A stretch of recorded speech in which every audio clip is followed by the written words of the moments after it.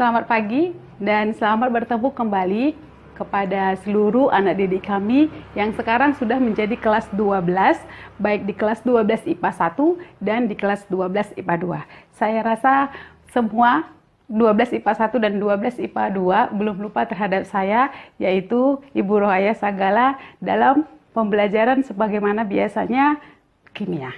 Nah, hari ini kimia kita akan pelajari di materi perdana, yaitu sifat koligatif larutan. Sifat koligatif larutan adalah sifat khas larutan yang dipengaruhi oleh konsentrasi zat terlarut dalam zat pelarut. Nah, mungkin di antara kamu masih bertanya-tanya, apa itu pelarut, apa itu zat terlarut, dan apa itu larutan. Bahkan juga kamu masih merasa asing, apa itu sifat koligatif larutan. Nah, sifat koligatif larutan dalam kehidupan sehari-hari sudah sering kita temukan, hanya saja kamu belum mempelajarinya. Hari ini saya mau ajak kamu mempelajarinya dan nanti kita langsung aplikasikan dalam kehidupan sehari-hari, bahkan kamu boleh praktekkan di rumah kamu masing-masing. Contoh dalam kehidupan sehari-hari adalah sebuah ilustrasi ketika kamu merebus air yang pada umumnya kita mengetahui titik didih air adalah 100 derajat Celcius. Tapi, jikalau ke dalamnya kamu tambahkan kristal garam atau NaCl, nah kemudian kita akan memperoleh kenaikan terhadap titik didih daripada air yang kita rebus sekitar 100,52 derajat. Atau sebaliknya, kalau kita ketahui titik beku dari air adalah 0 derajat Celcius, tapi kalau kita tambahkan garam ke dalam air yang kita bekukan, maka akan kita peroleh titik beku menjadi minus 20-21 derajat Celcius. Mengapa ini bisa terjadi? Ini akan kita bahas dalam sifat koligatif larutan. Sifat koligatif larutan hanya bergantung pada konsentrasi partikel zat terlarut, bukan pada jenis zat terlarutnya. Jadi, soal rasa, aroma, atau warna pada larutan itu bukanlah sifat koligatif larutan. Kenapa? Karena itu termasuk dalam sifat fisis larutan. Sifat koligatif larutan hanya bergantung pada konsentrasi partikel zat terlarut, bukan pada jenis terlarut. Makanya saya bilang tadi, soal rasa, aroma, atau warna pada larutan bukan merupakan sifat koligatif larutan. Apa saja yang menjadi sifat koligatif larutan? Nah, kamu boleh lihat di depan, sifat koligatif larutan meliputi tekanan uap pada larutan, penurunan titik beku, kenaikan titik didih, dan tekanan osmotik. Sebelum kepada sifat-sifat koligatif larutan, saya mau jelaskan dulu apa itu pengertian larutan. Larutan adalah zat atau senyawa yang terdiri atas zat terlarut dalam pelarut. Nah, jadi kita umpamakan zat pelarutnya adalah air atau disebut dengan pelarut murni. Pada umumnya dalam kehidupan sehari-hari kita adalah air. Kemudian ke dalam air kita masukkan kristal garam atau natrium klorida yang dikenal dengan rumus kimianya adalah NaCl. Nah, kemudian kita akan memperoleh ketika natrium klorida dicampurkan ke dalam suatu air atau pelarut air, kita akan peroleh larutan garam sampai kepada kita tidak bisa membedakan yang mana air, yang mana garam. Oke, nah mulai sekarang kamu harus sebutkan larutan garam atau larutan gula, bukan air garam atau air gula. Hal terpenting dalam suatu larutan adalah konsentrasi larutan. Nah, konsentrasi itu maksudnya adalah ukuran kuantitas atau kualitas suatu larutan. Atau istilah lain sering kita kenal dengan kekentalan larutan atau kepekatan larutan. Jadi, kalau kamu temukan larutan yang kental, itu artinya konsentrasinya besar.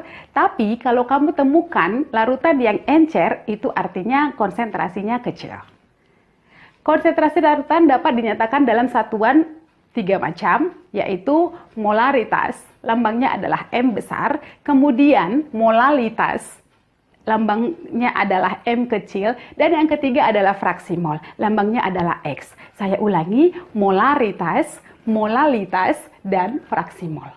Masing-masing kita akan bahas satu persatu bagaimana cara menghitung konsentrasi suatu larutan yang kita ciptakan. Yang pertama adalah molaritas. Molaritas adalah konsentrasi yang menyatakan jumlah mol zat terlarut dalam 1 liter pelarut atau 1 liter air. Nah, sekarang kamu boleh praktekkan di rumah kamu masing-masing. Kamu boleh ambil kristal gula atau kristal garam, kemudian kamu boleh masukkan ke dalam 1 liter air. Nah, kamu hitung konsentrasinya. Asalkan kamu tahu bagaimana rumus molekul garam dan gula, kemudian kamu juga tahu berapa mR-nya. Rumus molaritas adalah sebagai berikut. M besar sama dengan N kecil per V, di mana M besar adalah molaritas, N kecil adalah mol zat terlarut, sedangkan V adalah volume pelarut atau volume air. Kita ambil contoh soal untuk formulasi molaritas. Kita perhatikan contoh soal. NaOH diketahui ArNa sama dengan 23, O sama dengan 16, dan H sama dengan 1. Sebanyak 6 gram dilarutkan ke dalam air dengan volume air adalah 150 ml. Hitunglah kemolaran larutan NaOH dalam air. Nah, sekarang kita buat pembahasannya. Diketahui MR daripada NaOH sama dengan 40. 40 kita peroleh dari ArNa tambah ArO ditambah lagi dengan ArH. Jadi 23 tambah 16 tambah 1 sama dengan 40. Kemudian juga diketahui massa dari NaOH yaitu 6 gram atau massa zat terlarut. Dan volume dari pelarut atau volume air adalah 150 ml yang nantinya kita akan ubah menjadi liter menjadi 0,15 liter. Nah, sebelum mencari molaritas kita harus hitung dulu mol zat terlarutnya. Jadi kita hitung berurut rumus umum yang digunakan. Mol zat adalah gram per mR. Nah, gramnya ada 6. MR-nya ada 40, maka dari gram per MR kita peroleh mol zat terlarut sama dengan 0,15 mol. Setelah kita peroleh mol dan diketahui volume, maka kita boleh cari molaritasnya. Molaritas sama dengan N kecil, jadi N kecil itu lambang dari mol zat terlarut. Molaritas sama dengan mol zat terlarut per liter atau volume larutan. Sama dengan 0,15 per 0,15 liter. Maka diperoleh 1 mol per liter atau 1 molar.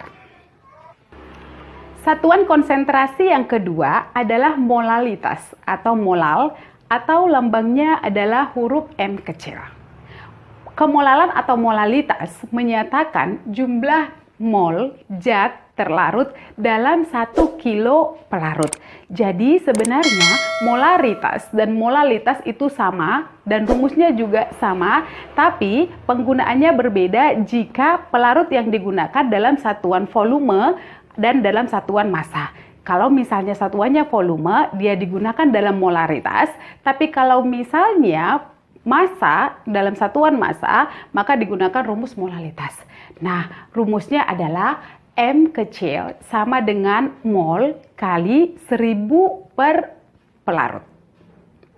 Dengan M sama dengan kemolalan atau molalitas, N tetap sama seperti molaritas yaitu jumlah mol zat terlarut dan P adalah massa pelarut dalam satuan kilogram. Contoh soal untuk molalitas. Perhatikan, jika ke dalam 500 gram air ditambahkan 17,1 gram larutan gula tebu atau glukosa dengan MR sama dengan 342. Tentukan berapa nilai molalitas dari larutan tersebut. Jadi ilustrasinya adalah ada suatu air dengan massa air 500 gram, kemudian kita akan masukkan sekitar 17,1 gram gula ke dalamnya dengan MR gula adalah 342. Kita lihat pembahasannya. Diketahui pelarut sama dengan 500 gram, kemudian massa zat yang akan kita larutkan adalah 17,1 dan MR-nya sama dengan 342. Ditanya adalah molalitas. Nah, rumus umumnya adalah molalitas sama dengan mol kali 1000 per pelarut. Nah, mol itu didapat dari gram per MR tadi. Nah, langsung kita hitung gram per mr-nya, 17,1 per 342 dikali dengan 1000 per P, 1000 per 500 untuk pelarut. Maka kita peroleh hasil akhirnya adalah 0,1 molar. Satuan konsentrasi untuk yang terakhir adalah fraksi mol atau X. Nah, seperti kita ketahui, pengertian fraksi adalah bagian masing-masing. Kalau dalam larutan ada zat terlarut dan zat pelarut, maka kita harus hitung berapa bagian masing-masing dalam pelarut, sehingga kita harus cari dulu mol terlarut berapa, mol pelarut berapa. Atau rumusnya seperti ini. XA sama dengan Na per Na tambah Nb atau N total. Nah, kalau untuk pelarut XB itu sama dengan Nb per Na tambah Nb. Yang mana nanti adalah XA tambah XB itu sama dengan 1 atau 1 senyawa pelarut. Kita perhatikan contoh soal berikut. Hitunglah fraksi mol urea dalam larutan 20% urea, sehingga jikalau diketahui MR urea sama dengan 60. Nah, dari soal ini harus kita pahami bahwa larutan urea 20% itu maksudnya ureanya 20% dan airnya 80%. Jadi total sama dengan 100%. Kita umpamakan larutan adalah 100 gram, maka bisa kita ambil kesimpulan urea ada 20 gram dan air ada 80 gram. Oke, nah kemudian masing-masing kita hitung mol dari urea dan mol air. Mol urea adalah gram per mr, jadi 20 per 60 sama dengan 0,33 mol. Nah, kita hitung lagi mol air, yaitu gram per mr. Gram air sama dengan 80 dan mr-nya H2O adalah 18. 80 per 18 sama dengan 4,44 mol.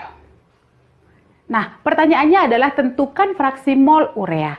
Nah, kita hitung untuk X urea atau XB itu sama dengan XB sama dengan mol B per mol B tambah mol A.